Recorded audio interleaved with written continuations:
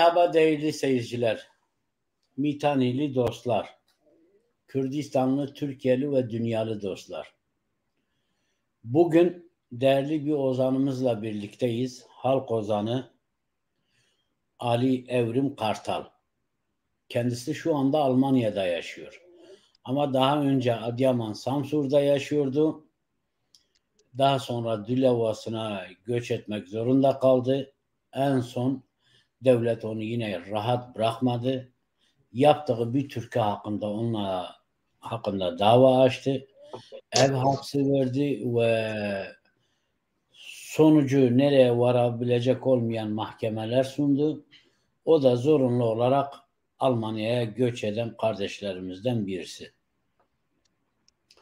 Şimdi devlet sistemi, despot devlet sistemleri, faşist devlet sistemlerinin en büyük handikaplarından biridir. Ve en büyük savunma silahlarından biri de ozanlarımızı, aydınlarımızı, aşıklarımızı yargılamak, sürgün etmek, emeğine, işine, aşına engel olmak ve sonundan ülkede de gitmesini sağlamak. Yani bu bütün despot devletlerde öyledir. Şili'de de bu böyleydi. Latin Amerika'da da bu böyle. Afrika'da da bu böyle. Orta Doğu'da zaten çok gelişmiş böyle. Türkiye dediğin zaman zaten ozanlarımızın, yazarlarımızın, aydınlarımızın çekmediği çile, çekmediği zahmet yok. Yani hem yeterince halk tarafından desteklenmiyor, benimsenmiyor veya işte yeterince anlaşılmıyor ki bizde artık gelenek haline geldi ya. Ya öldükten sonra kıymetin anlaşılır, değerinin anlaşılır. Şimdi biz de değerli seyircilerimize diyoruz ki değerli arkadaşlar öldükten sonra kıymetleri anlaşılsın. Zaten kıymeti anlaşılan bütün ölenler, aydınlar, yazarlar ölümsüzdürler. Yani bir Kenan Evren ölümlüdür. Turgut Özal ölümlüdür. Erdoğan ölümlüdür. Ama bir Aşık Veysel ölümlü değil. Bir Karacaoğlan ölümlü değil. Bir Pür Sultan Abdal ölümlü değil. Bunlar ölümsüzlük mertebesine ulaşmışlar. Hem Tanrı tarafından hem insanlık tarafından hem tarih tarafından. Evet değerli ozanımız Ali Evrim hoş geldin. Merhaba, hoş bulduk. Hoş bulduk Mithat abi. Bizi kırmadın, yayınımıza katıldın. Biliyorsun bir hafta önce de sevgili dostum Ali Dost'la çok güzel bir program yaptık ve gerçekten de güzel işten bir programdı. Ben inanıyorum sizinle de öyle işten bir program yapacağız. Evet. 2019 yılında yanılmıyorsam ülkeden ayrılmışsınız. 2019'du. Kısaca ayrılma sebebini bize anlatır mısınız? Ayrılma sebebi Mithat abi öncelikle bizi izleyen tüm izleyicilerimize iyi akşamlar diliyorum. Sevgilerimi, saygılarımı yolluyorum. E, Ayrılma sebebim işte bu IŞİD melaneti çıktığı zaman Kobani'ye girdiği zaman Kobani direnişini anlatan bir türkü yazmıştım ben. Kobani'nin Aslanları diye bir türkü. O türkü aradan birkaç yıl geçtikten sonra işte o türkü yüzünden başımız biraz belaya girdi. E, Devlet gözaltına aldı. Gözaltı süreci oldu. Ondan sonra yurt dışı yasağı verdi. Denetimli serbestlikle bıraktı. İşte mahkemeler süreci devam ederken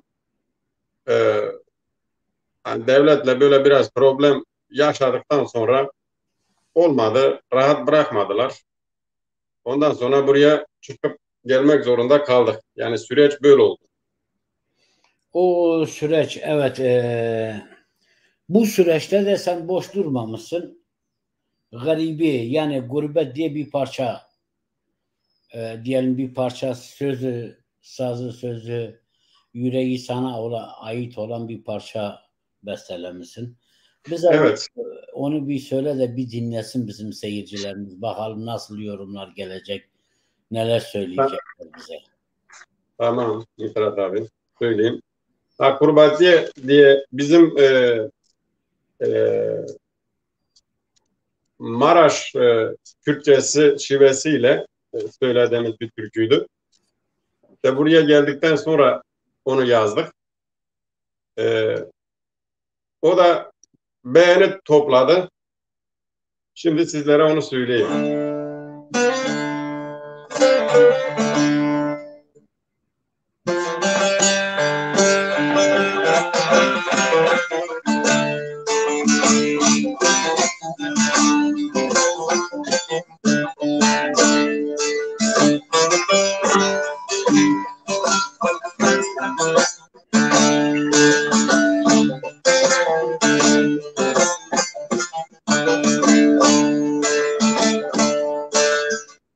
Gazbevem tu guvasarday avcı ki bakolodarday Bolif gavra döşagarday La kurbati zonun kurbati Bolif gavra döşagarday Garip yezan kurbati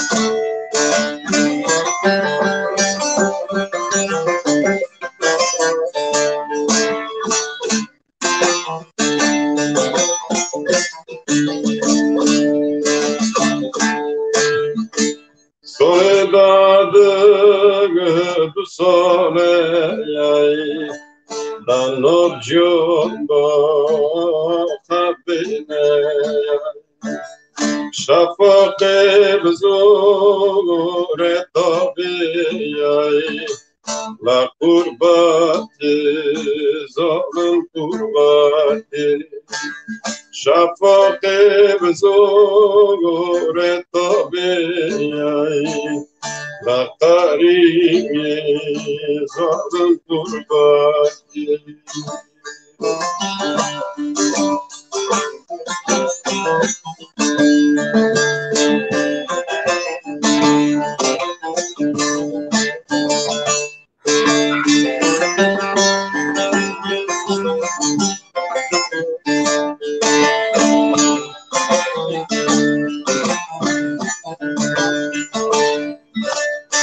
Nahavina nabhoray Salih khadi havay saray Zamani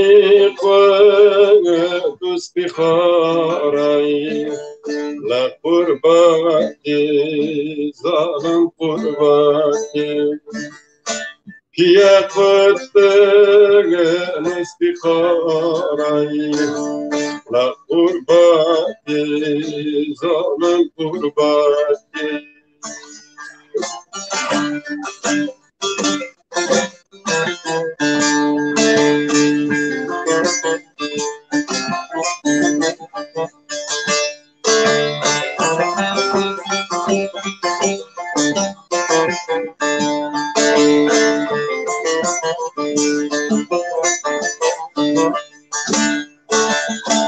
Ali evrin gokole makay Bang beraye davna khalkay Harek jakhana rogo kay La kariye zan kurbaki Harek jakhana rogo kay La kurbaki zan kurbaki Hemen çıktınız, bu besteyi yaptınız. Çünkü ülkeyi bıraktınız, kendi insanlarınızı bıraktınız. kendi yurdunuzu bıraktınız, ülkeden uzak kaldınız ve bu sizin hem dilinize hem yüzünüze hem de sazın mısralarına vurdu. Peki Evet. şöyle bir soru sorayım. Halk ozanları genellikle şöyle bir sitemde bulunur. Halk bizi anlamıyor. Zaten sistem, devlet bize karşı. Bizi yok etmek için elinden geliyor. Ama biz istediğimiz gibi de halka ulaşamıyoruz. Bu konuda sen ne düşünüyorsun? Evet. Ya Mitrat abi, e, yani halka ulaşmanın şu anda kanalları hani eskisi gibi değil. Şimdi mesela e, kendini ifade edebileceğin kanallar şu anda sosyal medya aracılığıyla daha sosyal medya platformlarında yani imkanlar, olanaklar daha çok. Ama şöyle yani devletin eline kalmış olsa tabii ki sen yani ozanları, üretenleri halkla buluşturmayı zaten arasına bir set koyuyor. Eskiden de koyuyordu. Hele hele bir özellikle de e, sisteme karşı olan ozanlar olsun, sanatçılar olsun, yazarlar olsun, çizerler olsun, sisteme karşı olan sanatçıların önü devlet tarafından zaten kesilmiştir. Ama halkın tümü değil, komplesi değil de tabii istisna oluyor. Halkın bir bölümü de işte sistem ne yana dönerse o tarafa halk e, yani mecburen mi diyeyim, artık zorla mı diyeyim, o tarafa dönmek zorunda kalıyor. O yüzden hani ozanların kendini ifade etmesi açısından ya anlamak istemiyorlar ya da hani işlerine gelmediği için anlamamazlıktan geliyorlar. Artık bu sistemin getirdiği bir şey mi? Devletin baskısından dolayı mıdır, ne midir? Onu da bilemem. Bu Şimdi bunun durumda oluyor. önemli bir sebebi var. Aslında sadece baskı da değil. Artık devlet e, yani belirli özellikle net tavır koyan sanatçılar hakkında çok ciddi yaptırımlar yapıyor. Ama diyelim ki böyle biraz daha sesi duyulmamış, çok fazla tanınmıyor. İşte ete süte de çok fazla karışmayan sanatçılar üstünde ama bir yüreği var, halkın özlemlerini de dillendiriyorsa onun fazla üstüne gitmiyor. Tanınmadığı sürece. Yani fazla Evet, tanımadığı sürece. Ama devlet bir taraftan da bütün sosyal medyayı kendi elinin altına almış. Sadece sosyal medya tamam bizlerin sosyal medyası var ama düşünün biz bir yıldan fazladır yayın yapıyoruz. Şu anda ulaştığımız seyirci 3.000 ile 5.000 sınırlandırmasında. Ama bir Türkiye'yi, bir Kürdistan'ı düşün 35 milyon. Bir Türkiye'yi düşün 50 milyon. İşte e, dünyayı düşün 7 milyar. Bir bakıyorsun adam çok absürtten bir şey yapıyor. Çok absürt. Affedersiniz. Burun kılını çekiyor. Bakıyorsun milyonlar izliyor. Yani öyle.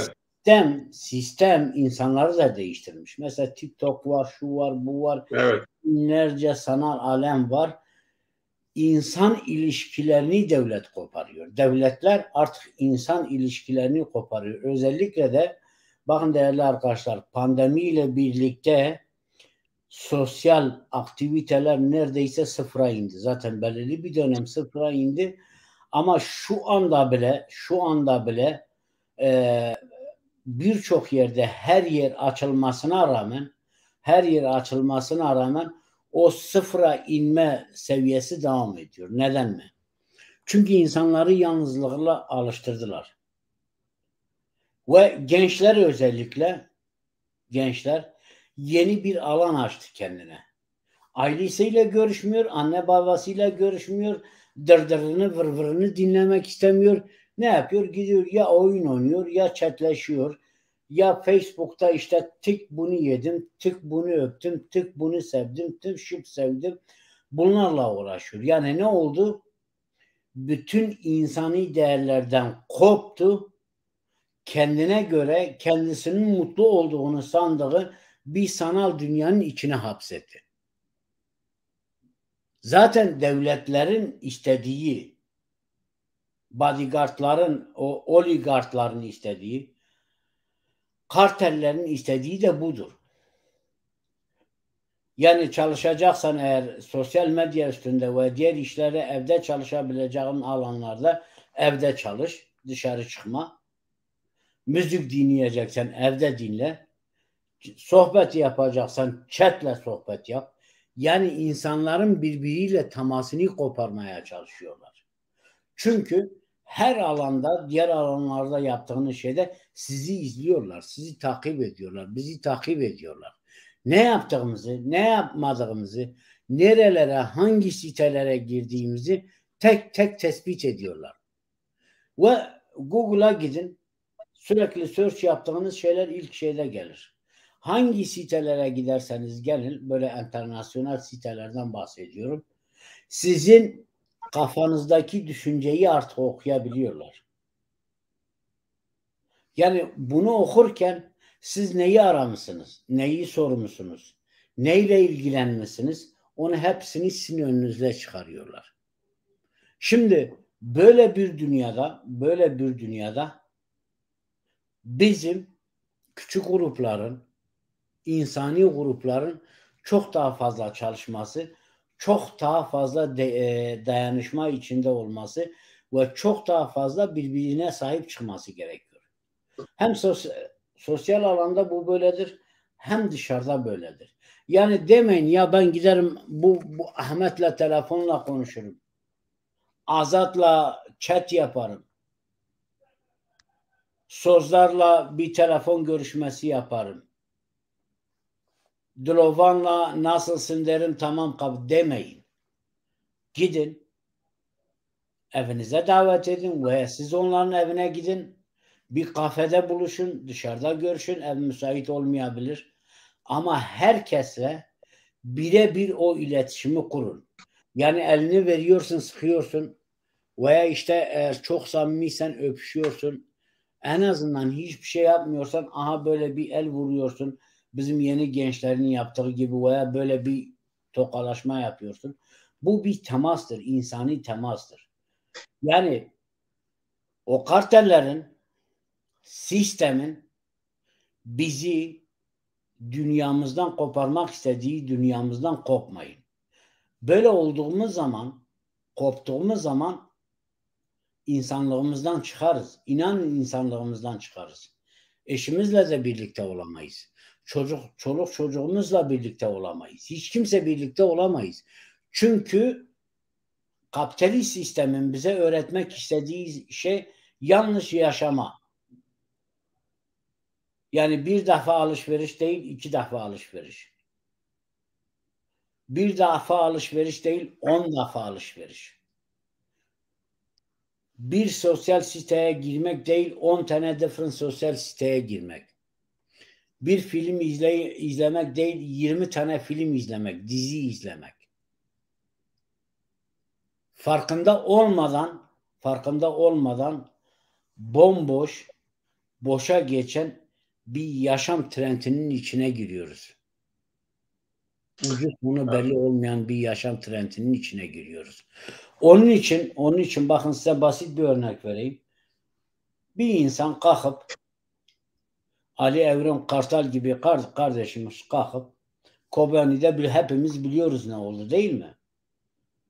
IŞİD bir taraftan, Türk devleti bir taraftan, bütün o El-Kaide, El-Nusra hepsi bir taraftan, o faşistler bir taraftan. Aynen. Şimdi bunların hepsi Kobani'ye saldırıyor ve bir avuç insan, Kobani halkıyla birlikte bir avuç genç, Kürdistan'ın 4 parçasından giden, din, dil, ırk ayrımı yapmayan bir avuç genç gidiyor oranın halkını savunmaya çalışıyor. Bunun içinde Kürdü var, Türkü var, Çerkezi var, Lazı var, Rusu var, Arnavutu var, var. İster bir kişi olsun. O bir kişi onurlu olan bir kişi kendi halkını temsil edendir. Yoksa o diğer üstümüze bomba yağdıran, bizi yok etmek isteyenler bizi temsil etmiyor. Ama bir kişi de olsa, 10 kişi de olsa, 100 kişi de olsa eğer Kobani'ye gitmişse bir çorap örmüşse, evdeki ilaçlarını vermişse veya hiçbir şey yapmamışsa, yüreğiyle oradaysa işte o bizdendir. Çünkü bizim yaşamımızda insan olarak zulme boyun eğmek yoktur arkadaşlar. Yani zulme boyun eğen insan bizden değildir. Bu Alevilikte de böyledir, Zerdeşlikte de böyledir, gerçek Müslümanlıkta da böyledir, gerçek Hristiyanlıkta da böyledir.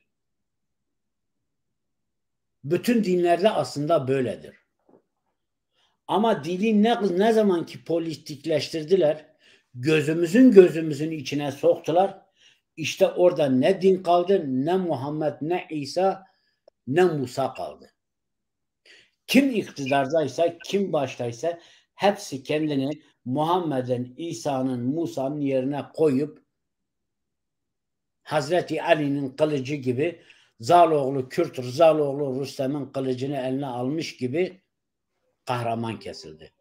Ama hepsi birer iblistiler. Hiçbiri birer kahraman değil. Onun için şimdi bunu böyle diyorum. Yine sazı ve sözü değerli Ali Evrim Kartal kardeşimize bırakıyorum. Kobani. Tamam Mithat abi.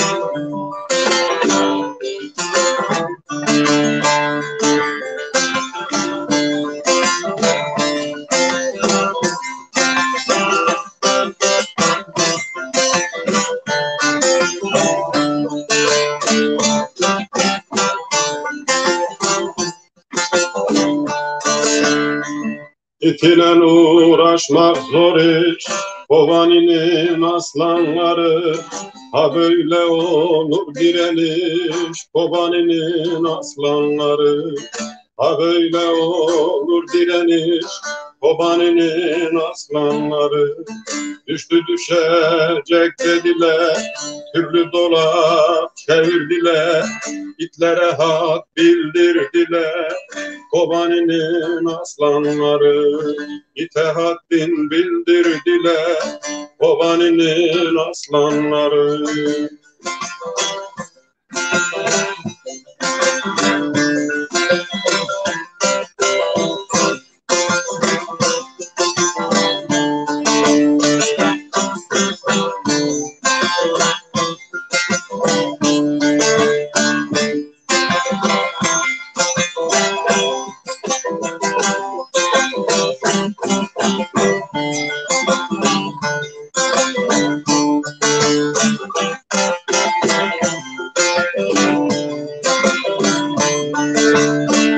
Hesapsızca geldi itler, lanet olası yezitler, direndi bizim yiğitler, Kobani'nin aslanları. Direndi bizim yiğitler, Kobani'nin aslanları. Bozdular tüm oyunları, biz çökertip çakalları, Seyit Rıza evlatları, Kobani'nin aslanları, Seyit Rıza evlatları, Kobani'nin aslanları.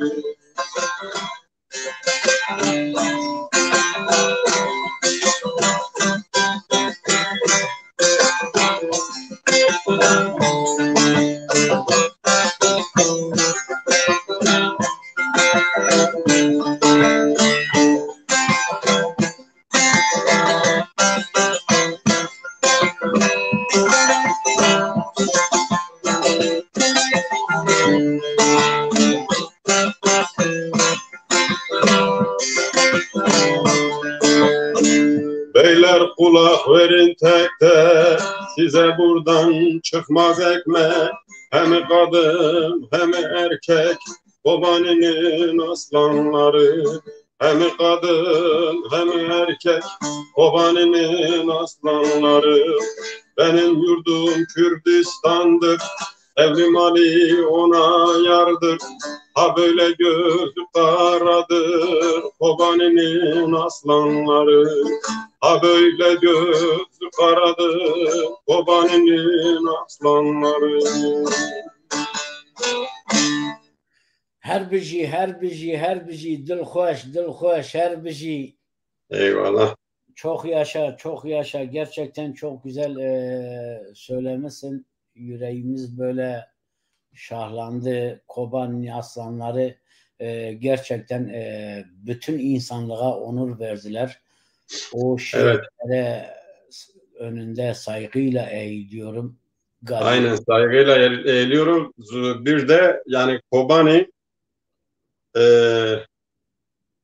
Kobani yani direnişin, mücadelenin özünün nasıl olacağını dünyaya göstermiştir. Yani gösteren bir toplum olmuştur. Yani direnişin nasıl olacağını dünyaya göstermiştir Kobani.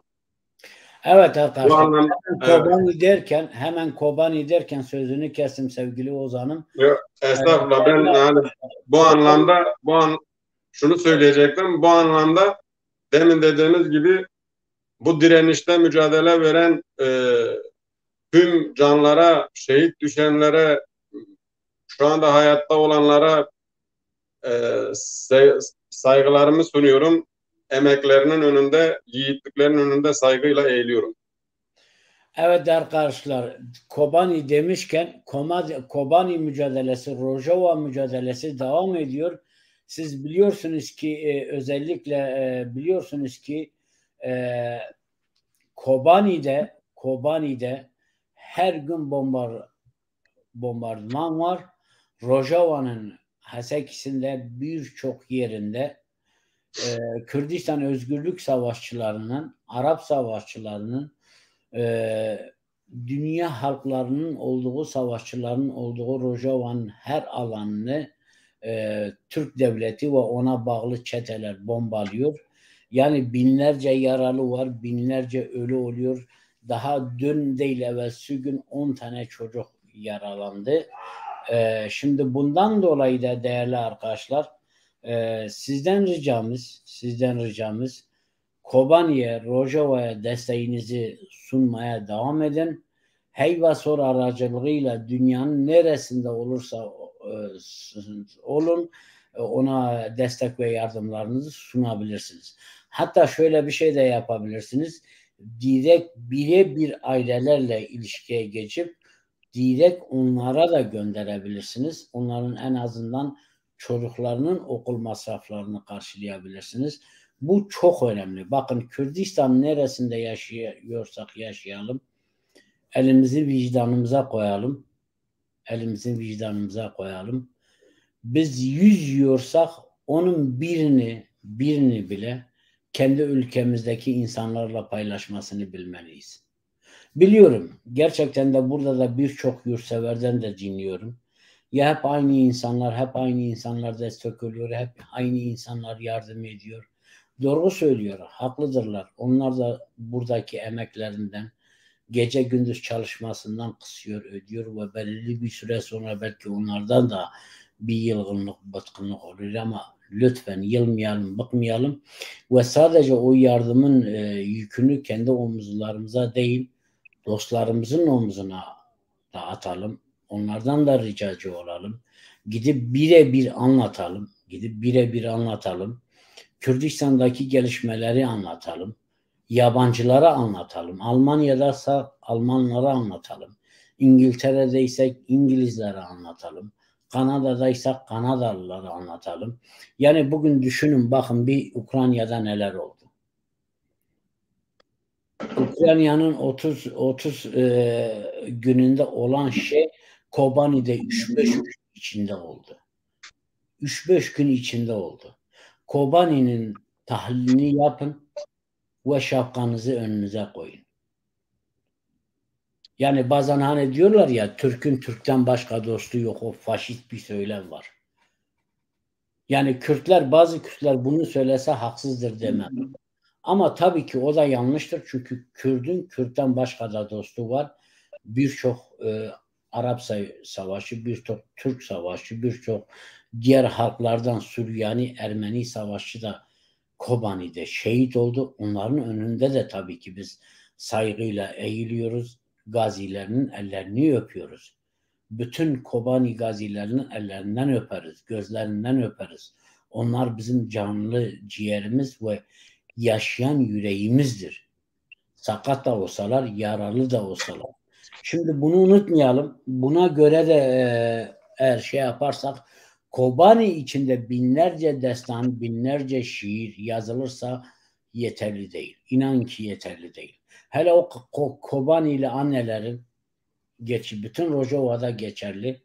O anne 70 yaşındaki, 50 yaşındaki, 40 yaşındaki annelerin çoluk çocuğuyla birlikte torununu sırtına alarak bir anne çocuğunu emzirerek çatışmalara katılabiliyorsa dünyada çok az böyle yürek bulunur.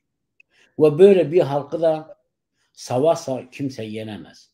İşte bunun için asimilasyona dikkat edelim. O Kürt diliyle uğraşan, Kürt edebiyatıyla uğraşan ve bu konuda komiteler kuran, dernekler kuran arkadaşlarımıza yardımcı olalım. Hiç kimseyi götüremiyorsak kendimiz gidelim, kendi dilimizi öğrenelim, geliştirelim. Şivesine bakmadan, az çok demeden, ne kadar öğrenirsek, ne kadar konuşabilirsek, ne kadarını başarabilirsek Kürt dilinin zenginliğine en azından o kadar öğrenebiliriz. İnan ki dünya edebiyat tarihini incelerseniz şu anda son 5 yıl içinde Kürt edebiyatını, romanını, şiirini biraz inceleyip okursanız Kürt halkının dilinin, edebiyatının ne kadar zengin olduğunu kendi gözlerinizle göreceksiniz. Ve ben size çok uzak değil. Çok uzak değil. Belki bir 5-10 yıl içinde, en fazla 15 yıl içinde Kürt'ün Dostoyevskisi de olacak, Gorki'si de olacak ki şimdiden var ama dünyaca tanınmıyor. Tanınma anlamında söylüyorum. Kürt filozofu da olacak ve büyük Şimdi anda bile var. Evet. evet, Mitrat abi, şimdi tanınmak, yani şimdi Kürtlerin yetiştirdiği çok saygıdeğer, onurlu kişiler dünyaya mal olmuştur. Ama e, Kürtlerin bir ülkesi olmadığı için bunlar e, yaşadığı ülkelere mal oluyor. Yani Türkiye'de yaşayan bir Kürt bir başarıya imza, dünya çapında bir başarıya imza attıysa bu Türkiye'ye mal oluyor. Niye? Bir ülkemiz olmadığı için. Şimdi bizim ülkemiz olsa, Kürdistan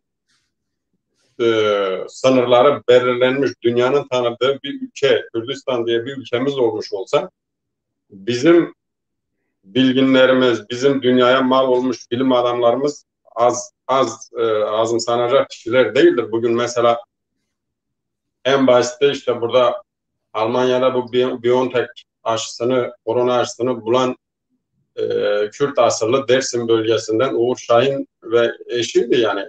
Şu anda Türkiye ile anılıyorlar yani. Evet, Ama evet, çok önemli. bizim tabii bu çok önemli. Yani sınırları dünyaca tanınmış bizim bir ülkemiz olmuş olsaydı e, Kürdistan adıyla tanınacaktı. Yani bu çok önemli. O yüzden hani geçmişten beri yüzyıllar öncesinden beri, hatta bin yıllar öncesinden beri bizim coğrafyanın çıkardığı önemli isimler vardır. Önemli bilim adamları vardır.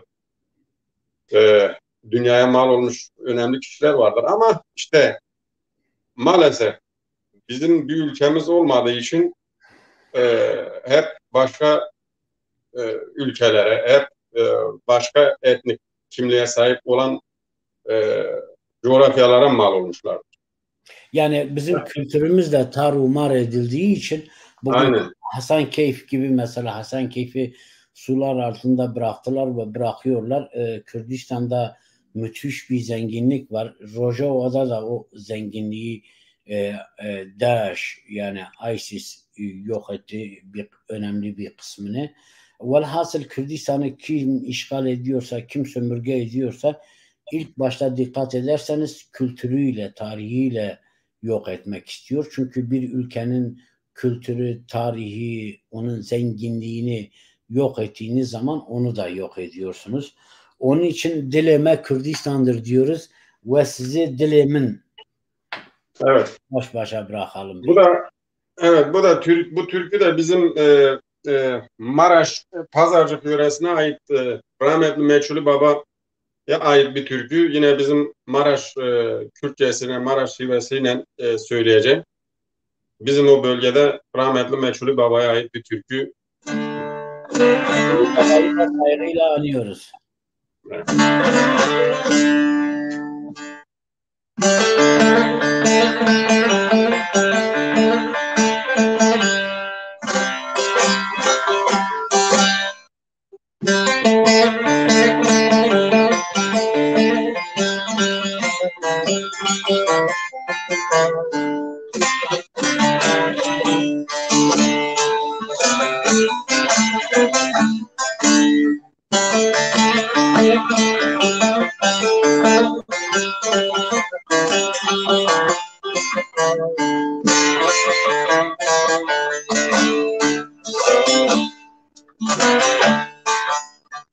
Dilim bayılmayacak o, bahçenine başına o. Dilim bayılmayacak o, bahçenine başına o. Hakkıda da var mı rahat çünkü kaz daha minafegu harada da dastado ve vado cazzo ve vado Hakkıda da var mı rahat çünkü kaz daha minafegu harada da dastado ve vado cazzo ve vado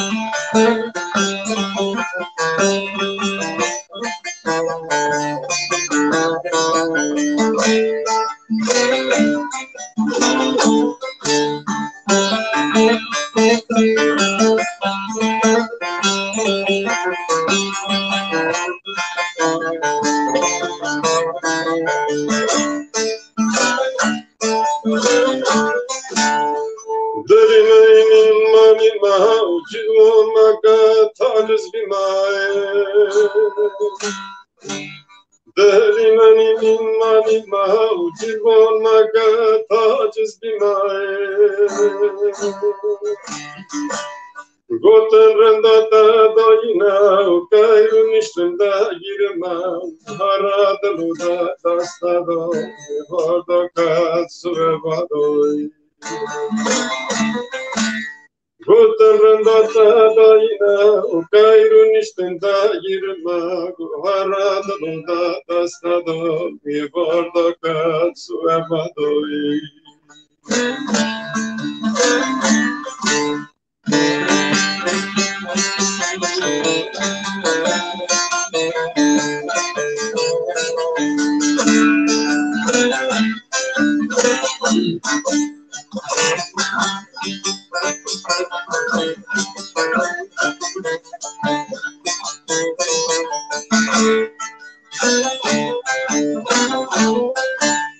Taba çavurlanın şara, kızlar yeta bina parayı.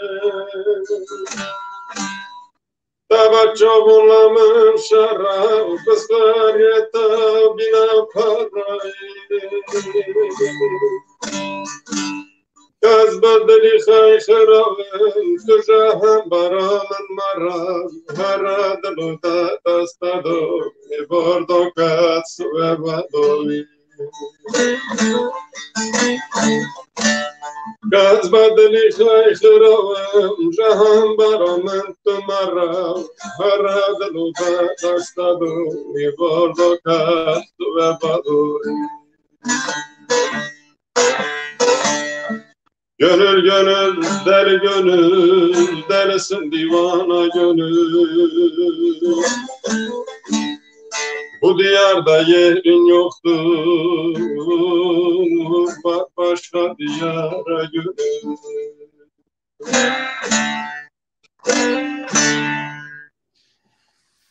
Sazıyla, sözüyle yüreğimizi dağlamaya devam ediyorsun. Keki bu Eyvallah. çok önemli. Onu ozanlarla özellikle konuşmaya çalışıyorum. Şimdi Alevi geneleğinde Kürtçe deyişler çok meşhurdur. Evet. Özellikle Maraş, Sivas, Dersim, Koçgiri, Zilan'a kadar uzanır. Hatta bizim Urfa bölgesinde de işte Adıyaman, Urfa'nın içinde de birkaç mahalle. Böyle o Kürtçe deyişler vardır ve müthiştir. Daha sonra bakıyoruz yani birçok ünlü sanatçı da o deyişleri böyle Türkçeleştirmiş ve müziği deyişler hepsi Kürtçe, sadece Türkçe'ye değiştirmiş, birkaç tane rötuş yapmış ve ismine de işte Türk halk müziği demiş veya farklı bir şey söylemiş.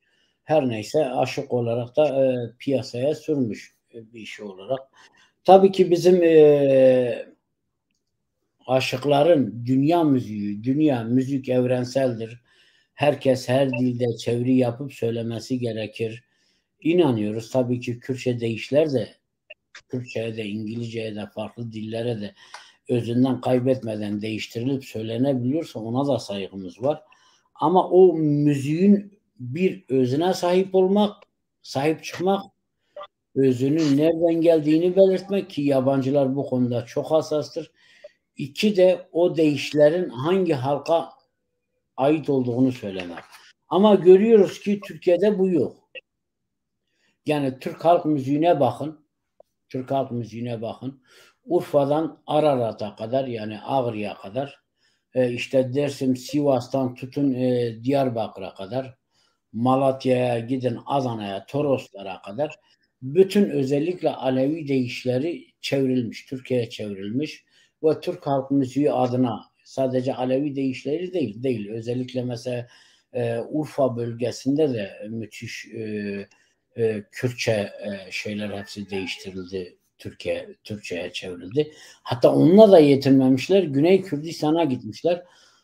Kürtçenin Sorani lehçesiyle söylenenleri de Türkçe'ye değiştirmişler. Hatta onu birkaç kişi şeyle yapmış. Yani böyle ırkçı marşlara da çevirmişler. Türk ırkçı marşlarına.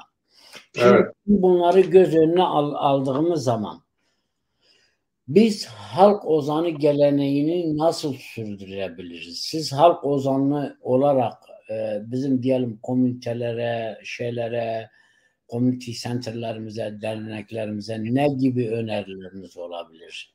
Neler yapılabilir? Ne düşünüyorsunuz bu konuda? Şimdi Mithat abi benim bu konudaki düşüncem şu. Aslında bu soruyu iyi ki de sordun. Bu soruyu sorduğun için de ayrıca teşekkür ediyorum sana. Bu konuda mesela ilk yapılması gereken bizim özellikle derneklerin yapması gereken şey özellikle bölgelerde kendi bölgesinde hangi bölge olursa olsun kendi bölgesinde üreten bir insan varsa yazıp çizen ortaya yeni türküler çıkaran üreten bir kişi varsa ilk öncelikle mesela bunlara sahip çıkılması gerekiyor. Evet, Şimdi destek olunması.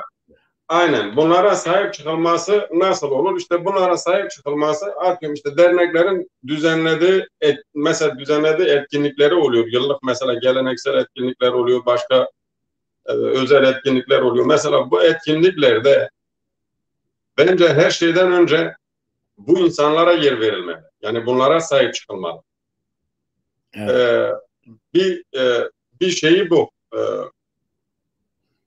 Bir Birincisi, konu bu. Yani bu da çok önemli bir konu. Çünkü sahip çıkılmazsa yok olur gider. Yani sonuçta e, yani işte bunun ekmek teknesi bu. Yani atıyorum bizim ekmek teknemiz budur.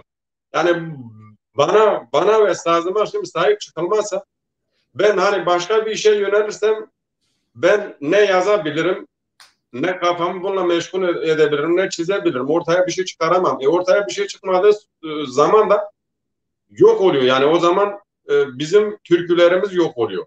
Bizim ağıtlarımız yok oluyor. Bizim halaylarımız yok oluyor. Bizim folklorumuz yok oluyor. Yani çünkü yeni şeyler çıkmadığı zaman kalanlar bir noktaya kadar dinlenilir. Ondan sonra artık yeni yetişen gençler işte başka şeylere yönelirler. Başka şeylere yönelme olduğu zaman da kendi folklorun unutulur. Kendi kültürün unutulur. Bu anlamda bunu ben çok önemli buluyorum. İkincisi de ben de dahil olmak üzere yeni yetişen, özellikle de böyle üreten kişiler, bizim bölgesel olarak üreten arkadaşlarımız, şairlerimiz eskileri feyzini alırlarsa daha iyi olur. Yani daha iyi şeyler, daha iyi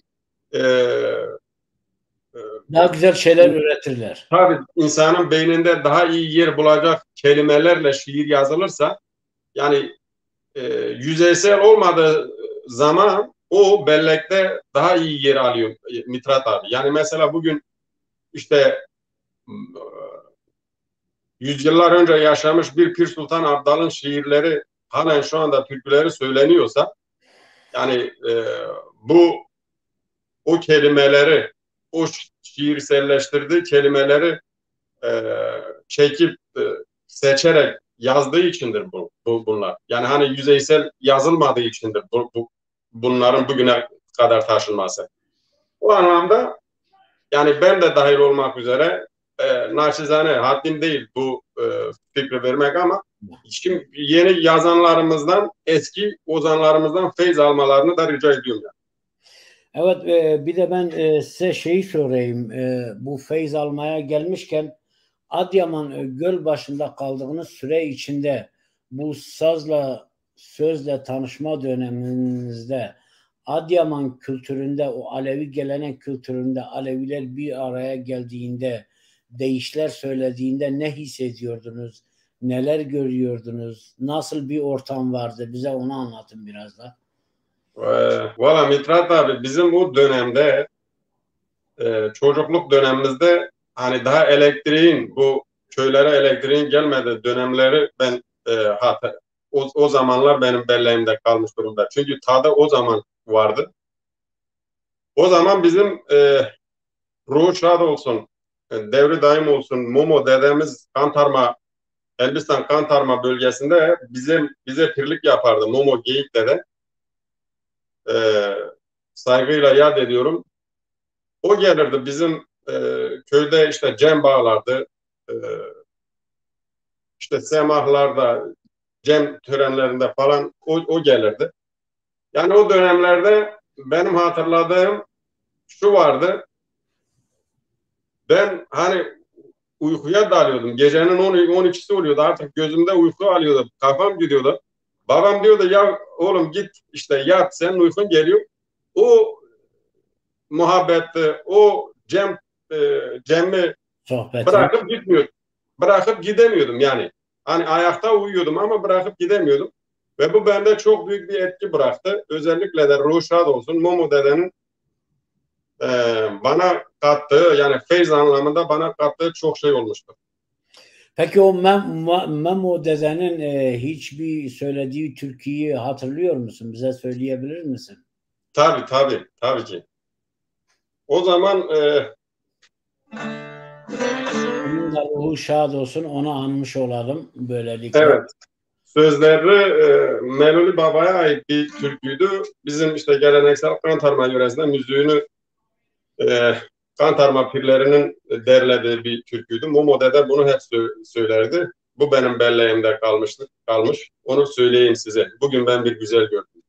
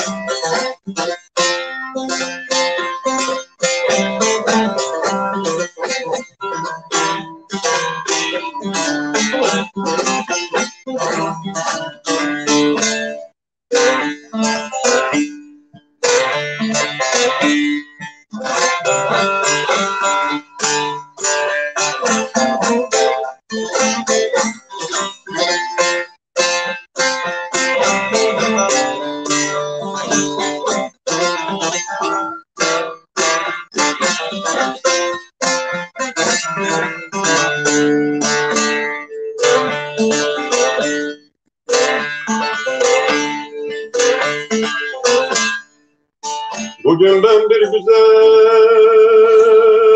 gördüm, doyamadım dillerinde.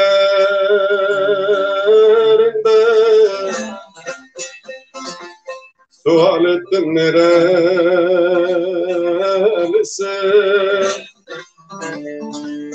dedi şahın ellerinde, dedi şahın ellerinde.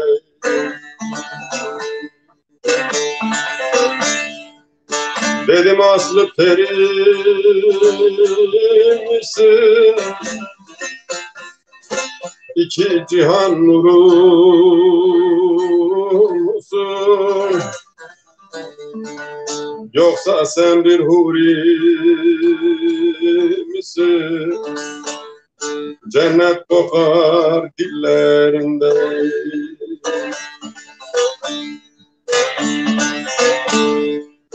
Dedim aslı peri misin, İki cihan nuru musun, yoksa sen bir huri misin? Cennet kokar dillerinde.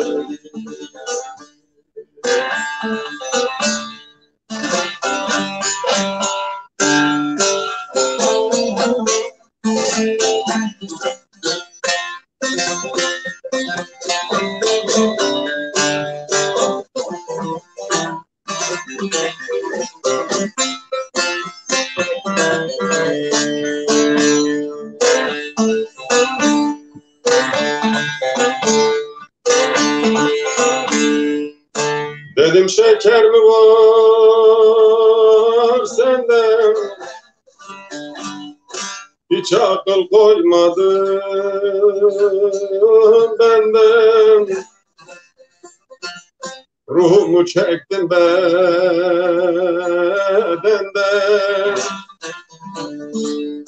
öleceğim yollarında,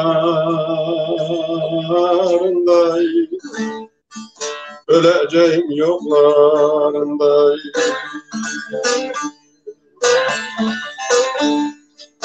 Dedim meluli beçare,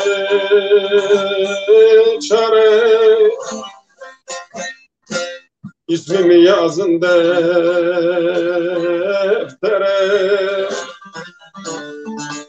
Mansur gibi düştüm daray, yar zülfünün tellerinde.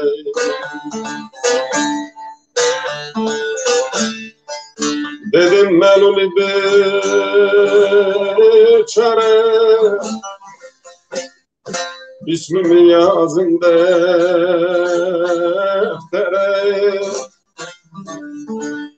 Mansur gibi düştüm daray, yar zülfünün tellerinde.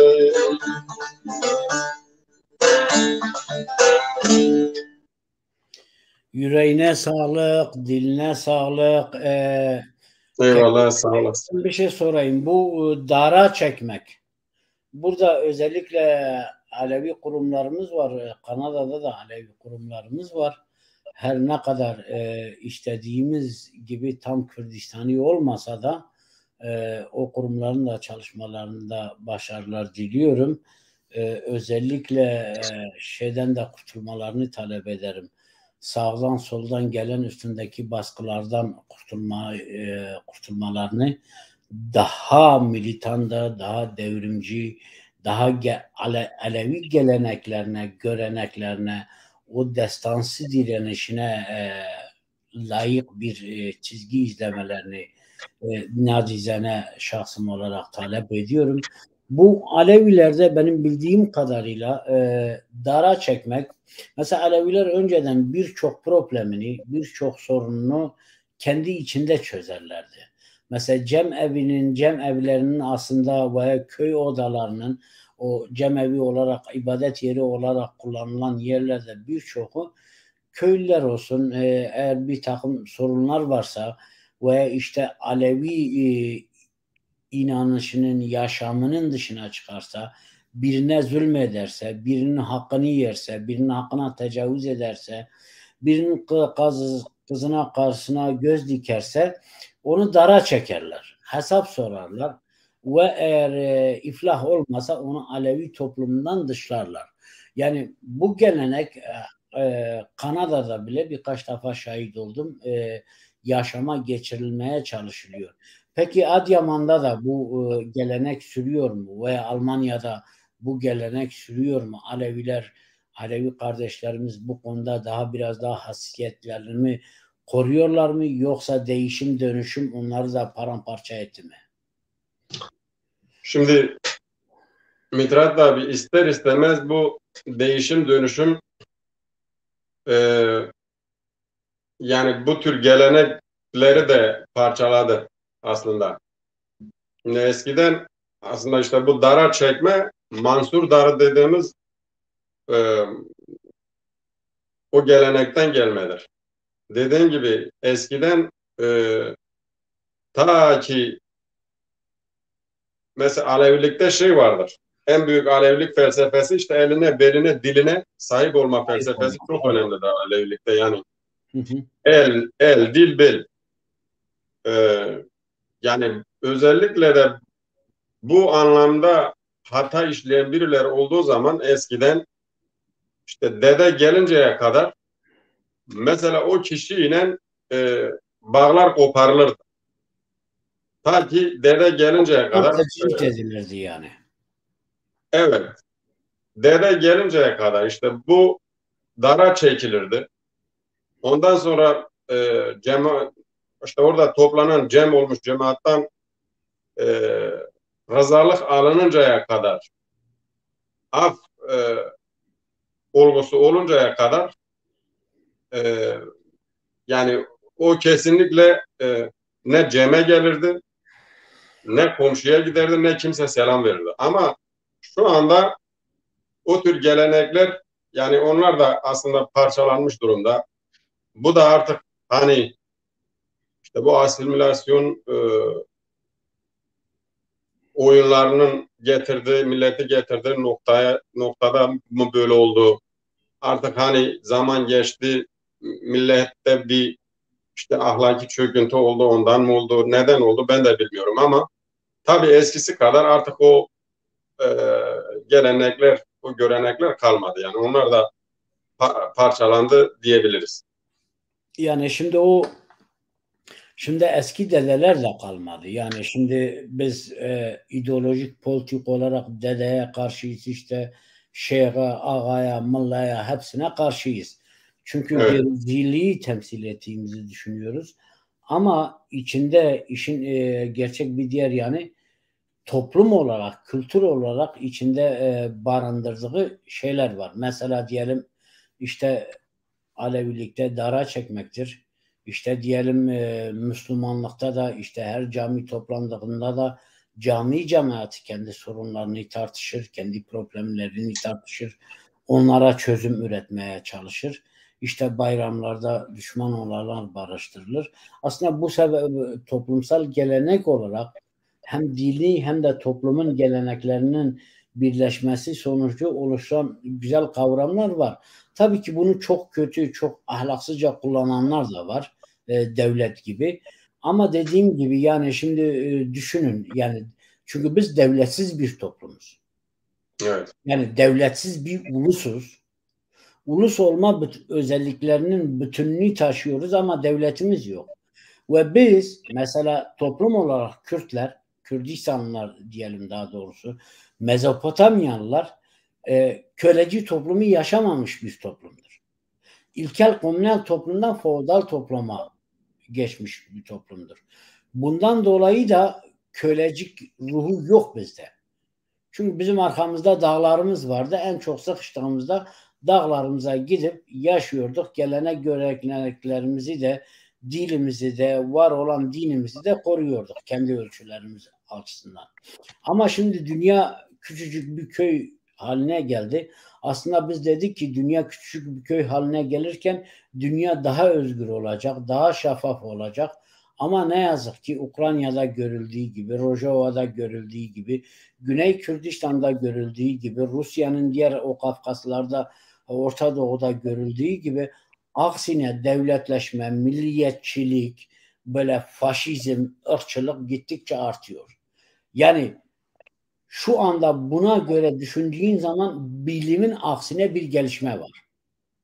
Yani bir taraftan dünya köy haline geliyor. Düşün yani işte siz Almanya'dasınız, bir telefon kontağıyla, internet ve bilgisayarların desteğiyle sizinle canlı yayın yapıyoruz. Bir taraftan Rojava'da, Kürdistan'da, Güney Kürdistan'da toplu böyle 3-5 kişiyi, 10 kişiyi bir araya getirip canlı yayın yapıyoruz. Bir taraftan da en ilkel milliyetçi bir şekilde toplumları gene yok etmek isteyen bir dünya var. Yani evet, tamamıyla 21. yüzyıla tezat gelişmeler ve Ukrayna en bunun Kobani, Ukrayna, Rojava, Güney Kürdistan bunun en vahşice örneklerini gösteriyor. Tabii ki Afrika'da da ayrı bir aynı şekilde bir mücadele var, bir savaş var, bir katliam var. Şimdi bütün bunları göz önüne aldığımızda biz ozan olarak sazınla, sözünle bize hangi türküyü çağıracaksın, söyleyeceksin? Tamam, o zaman bir tane çok olmadı yazalı. O da Türk yani Türkçe bir eser yazmıştım ama daha çok olmadı. Daha yeni bir eser. Ben onu size okuyayım. O zaman bu ilk dinleyicilerin, seni sevenler ilk defa Mitani TV'den dinlemiş olacak. Evet, aynen.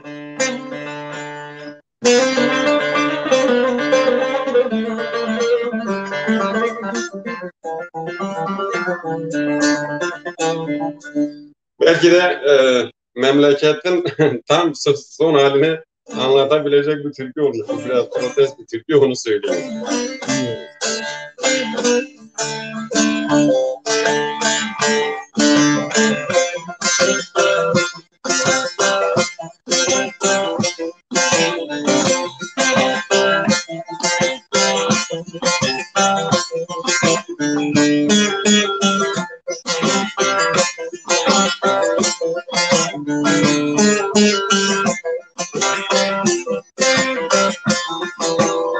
Memlekette hırsız çöktü gitmiyor, doymadılar zıkkım yiyesiceler. Saf hasat bunlara miras yetmiyor, saf hasat bunlara miras yetmiyor. Doymadılar zıkkım yiyesiceler, doymadılar zıkkım yiyesiceler.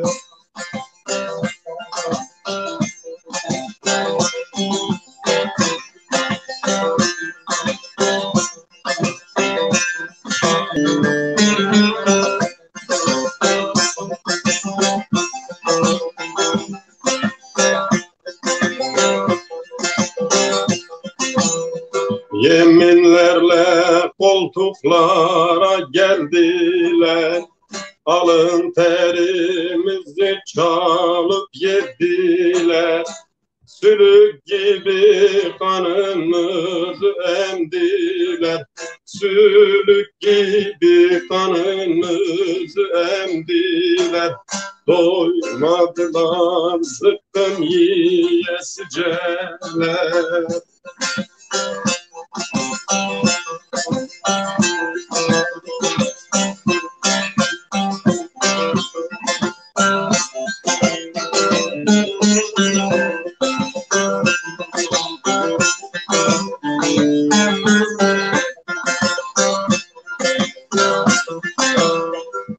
nasıl da inandık körü körüne, mührü verdik hırsızların eline. Dünyayı yiyip bitirdiler yine, dünyayı yiyip bitirdiler yine. Doymadılar zıkkım yiyesiceler, doymadılar zıkkım yiyesiceler.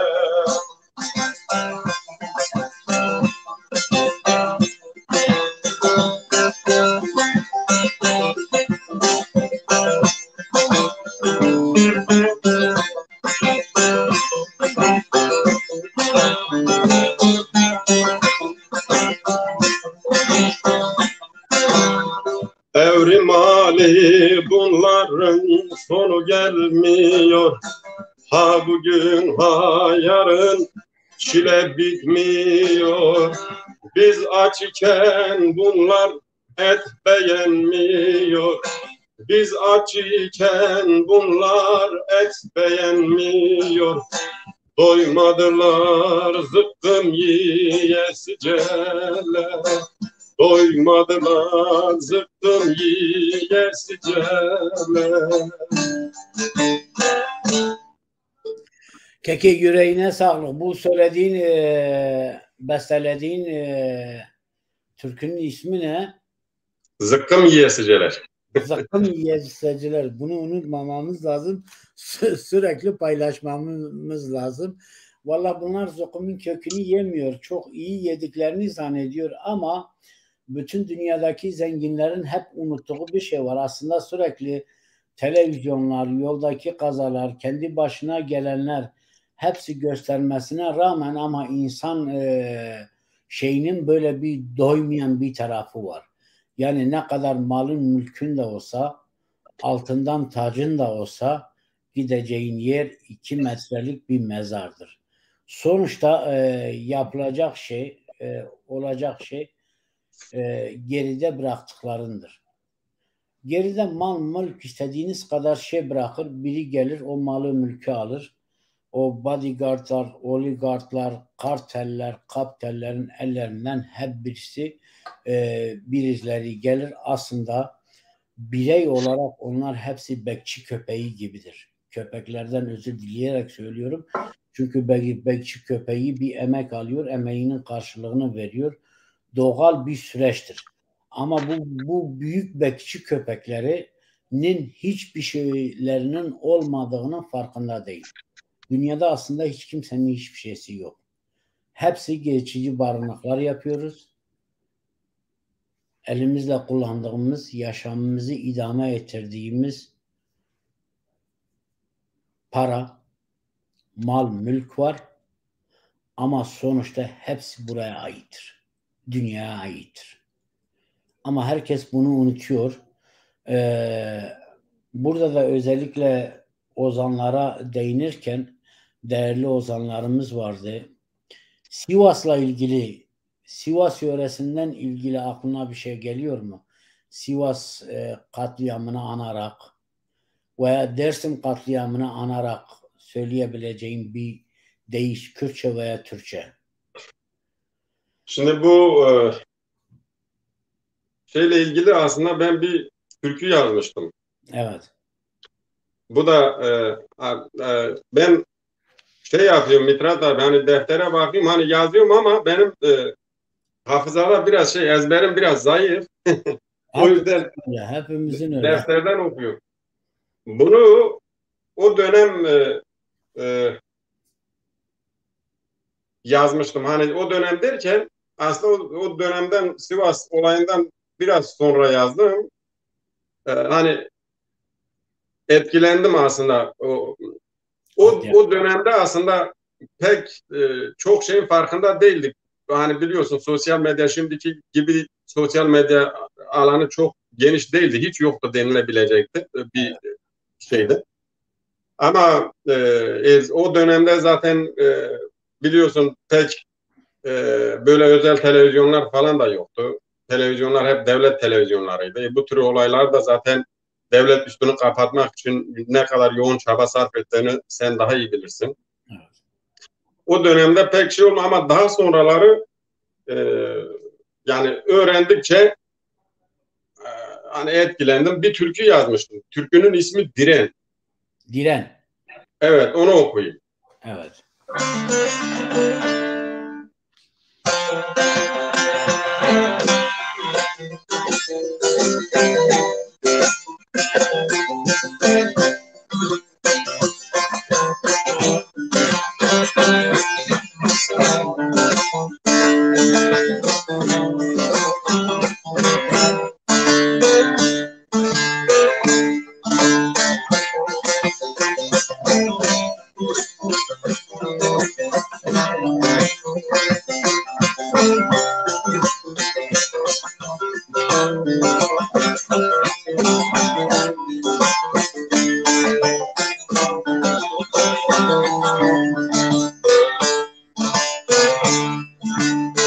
Yüce dağlar başında, hücrede zindanlarda.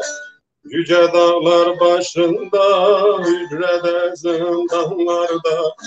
Bitmeyen isyanlarla diren, ha yavrum diren. Diren ha kuzum diren. Bitmeyen isyanlarla diren, ha yavrum diren. Diren ha kuzum diren. Diren ha yavrum diren, diren ha kuzum diren. Diren ha yavrum diren, diren ha kuzum diren. El açıp divana dur Seyit Rıza'ya pire, Munzur Baba'ya pire. El açıp divana dur Seyit Rıza'ya pire, Munzur Baba'ya pire.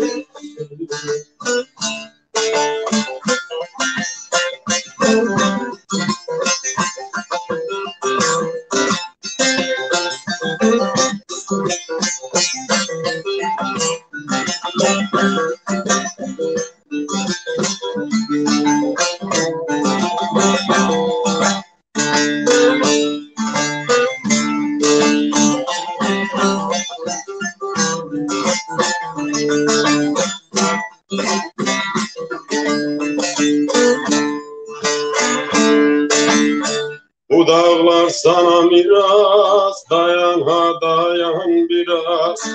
Bu dağlar sana miras, dayan ha dayan biraz. Fikrinde kalsın Sivas, diren ha yavrum diren. Diren ha kuzum diren. Unutulmasın Sivas, diren ha yavrum diren.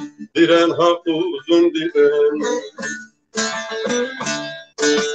Diren ha yavrum diren, diren ha kuzum diren.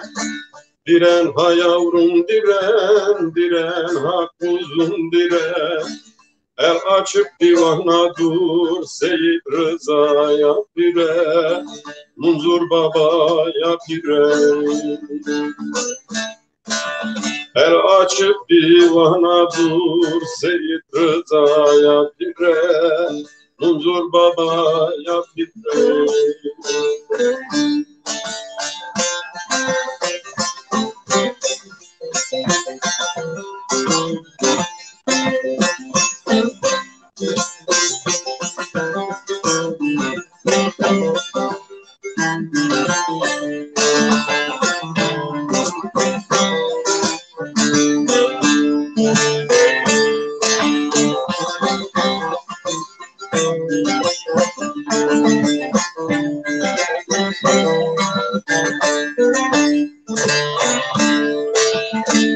Eğilmez bir başımız, direnmektir işimiz.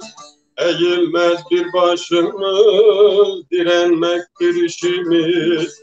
Özgürlüktür düşümüz, diren ha yavrum diren. Diren ha kuzum diren. Özgürlüktür düşümüz, diren ha yavrum diren, diren ha kuzum diren.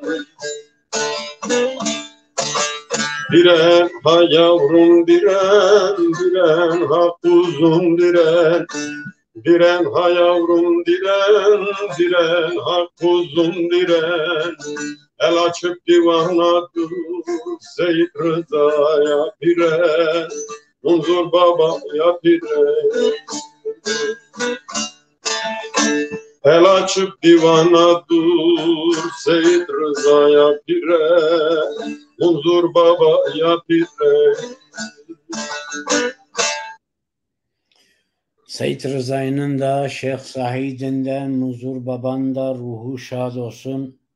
Evet. Bu arada Gazi Muhammed'i saygıyla anıyoruz. Muhabbet Kürt Cumhuriyeti'nin Cumhurbaşkanı.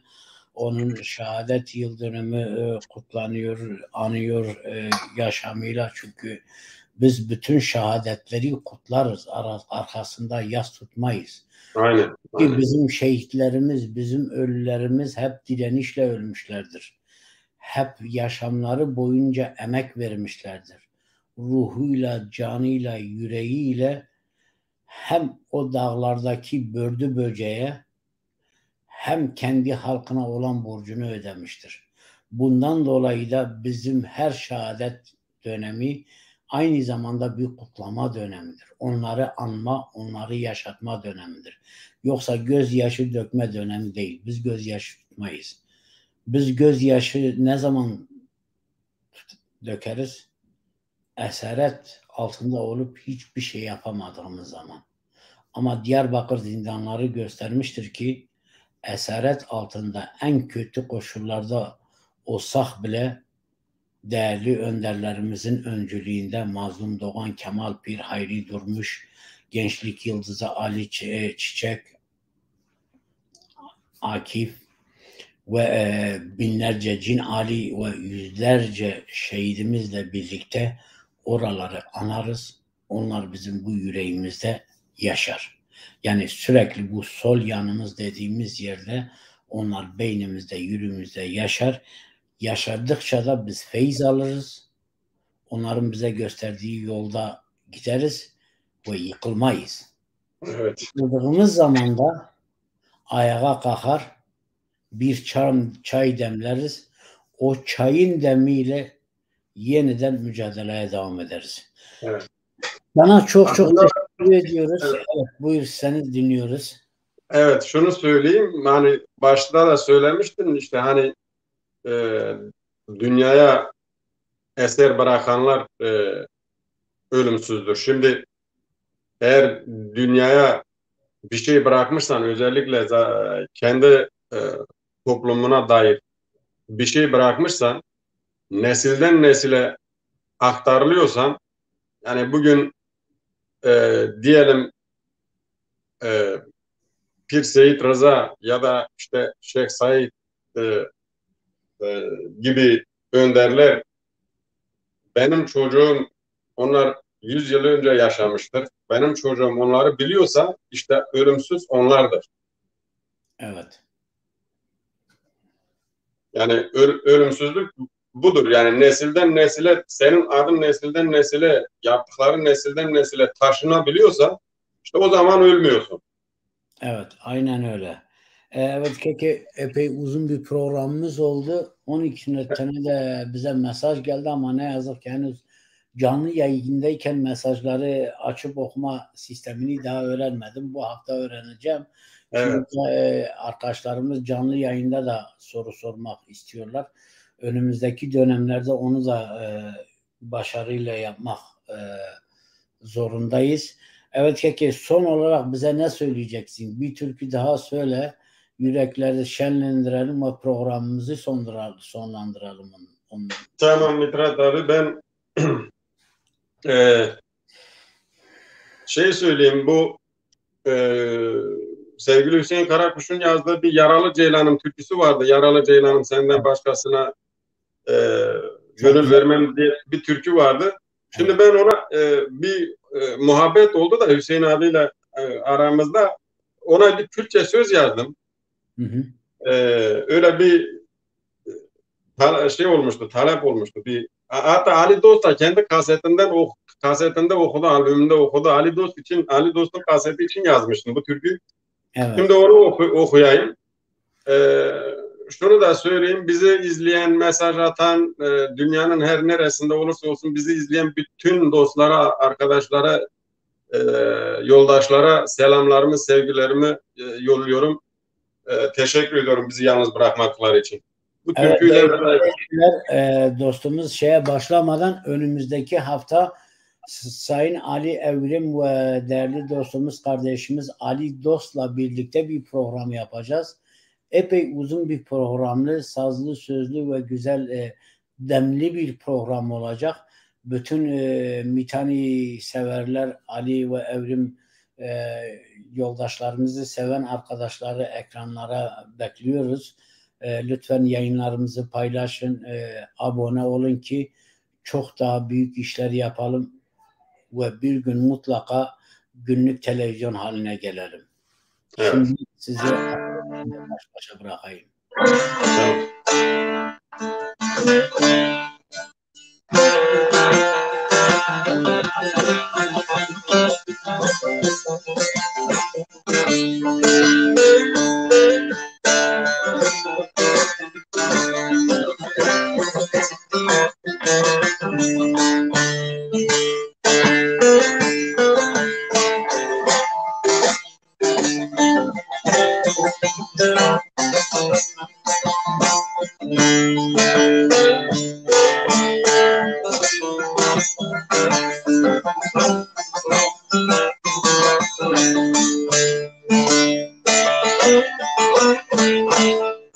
Xəzalamın əzbidli Dicnətən adıma kəsir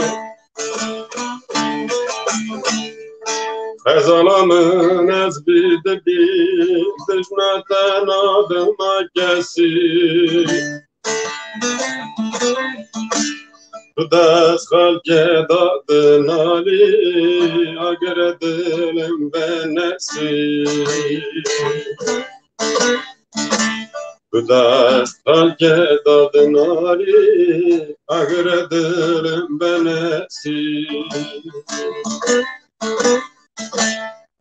Dışavti hedi hedi Agır dil kesinedi Dışavti hedi hedi Agır dil kesinedi Atana kevim ben aher Kesileten akın khadi Atana kevim ben aher Kesileten akın khadi Aman yaro İzler dobra derman piroy Aman yaro Jeder dobra derman piro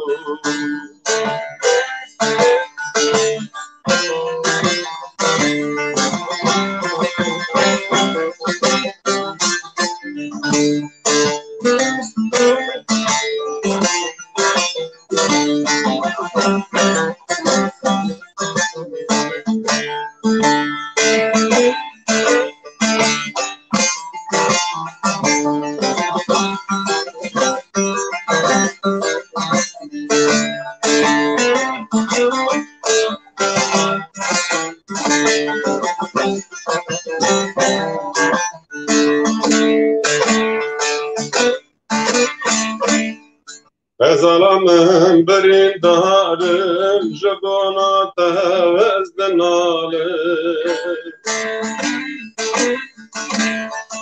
Ezalamın berindarım Jabona tevezden alım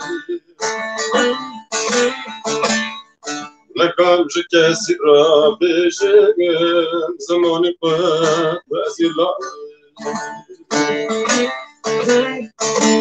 Lekam jikesi rabişim Zamanı pek vezilalım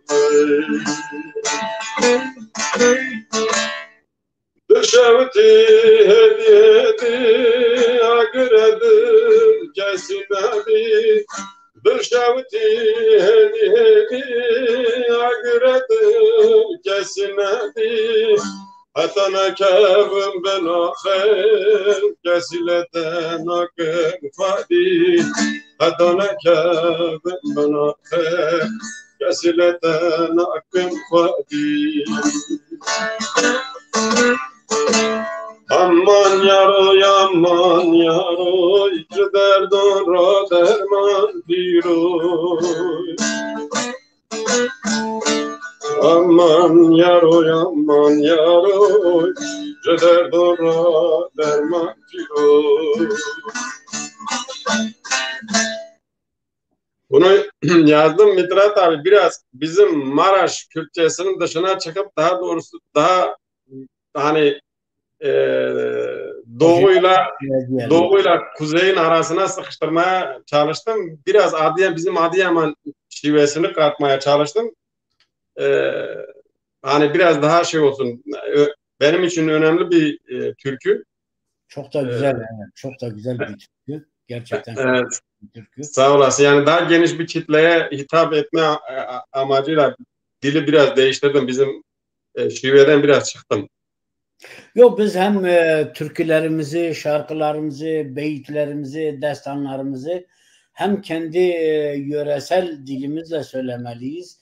Hem de evrensel Kürtçe ile eğer yapabiliyorsak söylemeliyiz. İkisini de söyleyebilmeliyiz. Çünkü her yöredeki gelişen dil eğer başka diller, yabancı diller karışmamış olsa çok güzel ve kadimdir. Kendine has özellikleri var.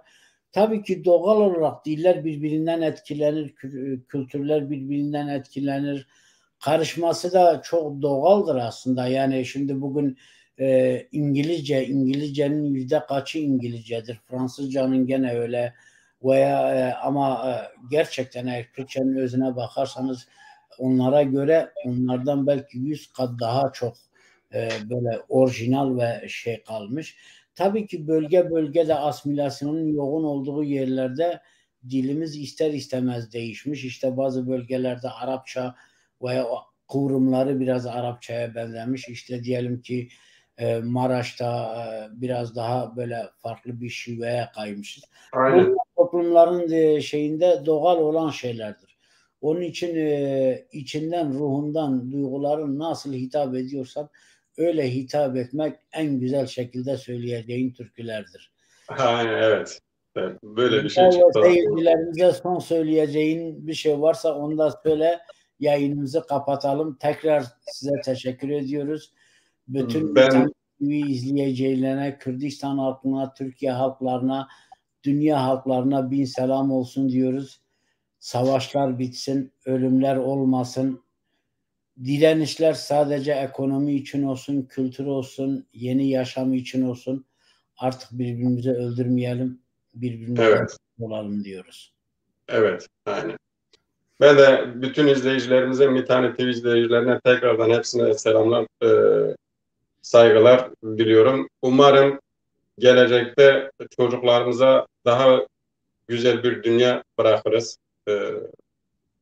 Yani bu dileklerle herkese iyi akşamlar diliyorum. Hoşça kalın, dostça kalın.